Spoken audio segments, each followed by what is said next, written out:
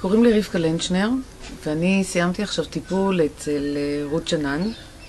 אני לא חושבת שאני יכולה להעביר מה חוויתי פה.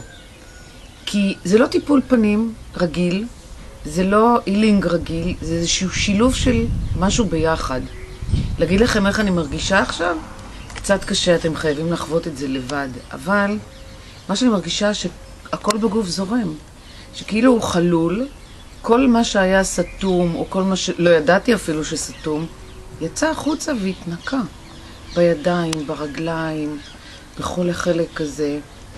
אני כל כך רגועה, אני כל כך שלווה. אני מתחננת, תבואו לחוות את מה שאני עברתי עכשיו, כי זה פשוט מאוד, אי אפשר להעביר במילים. פה היו לי חריצים, אין יותר. הצוואר שלי היה מקומט, מי צריך ניתוח? תראו איך הוא התנתח פה. הכל נפתח. בגיל 59, בלי ניתוחים, אפשר לעבור אצל רותי את הכל אחרת, וגם ליהנות.